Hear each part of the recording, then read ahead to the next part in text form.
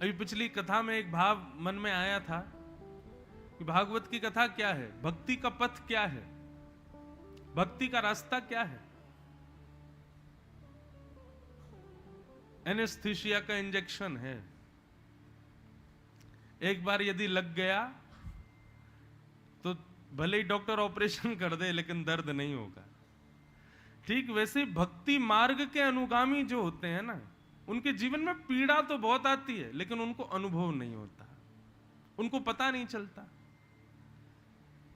मीराबाई का जीवन यदि आप देखोगे तो क्या पीड़ा नहीं थी, बहुत पीड़ा थी।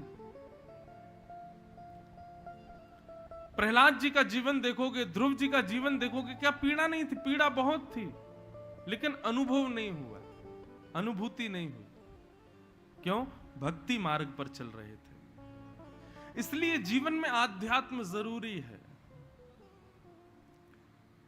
तापत्रय विनाशाय श्री कृष्णाय वयम नमः। ऐसे श्री कृष्ण को हम बारंबार प्रणाम करते हैं, जिनके 3 रूप, 3 कर्म और 3 गुण हैं।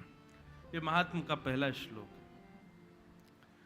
महात्म की कथा बंधुओं महत्व बताया जा रहा है। आज भागवत जी की कथा क्यों सुननी चाहिए, भागवत कथा सुनने से फायदे क्या होते हैं, लाभ क्या होता है, वो सब बताया जा रहा है। 88,000 सौनकादि ऋषि नैमिषारण्य क्षेत्र में कलयुग के मानवों के कल्याण करने के लिए यज्ञ कर रहे थे, परंतु उनको लगा यज्ञ से शायद कुछ मिलेगा नहीं हमको। तब वहां सूत जी का आगमन हुआ, एक परम विद्वान ज्ञानी सूत जी, और सूत जी से उन्होंने कुछ प्रश्न किए हैं जोग। बहुत ध्यान से सुनना। अब महात्म की कथा आगे बढ़ेगी, महात्म हम सुनेंगे।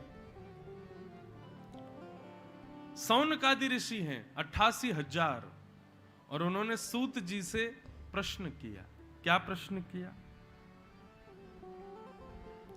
श्रेयसां यद्भवेत् श्रेय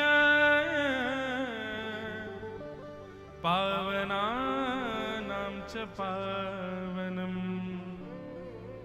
कृष्ण प्राप्तिकरं सस्वर् साधनं तद्वदाधुना। हे महाराज, इस कलयुग में श्रेष्ठ से श्रेष्ठ कृष्ण प्राप्ति का साधन बताइए। हमको भगवान कैसे मिलेंगे? हम अपने जीवन के सर्वोत्कृष्ट फल जगन्नाथ जी को कैसे प्राप्त कर सकते हैं इस कलयुग में?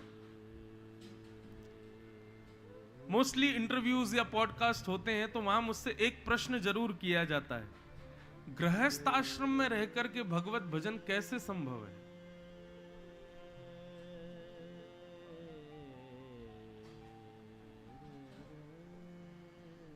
भाई बहुत ध्यान से सुनो।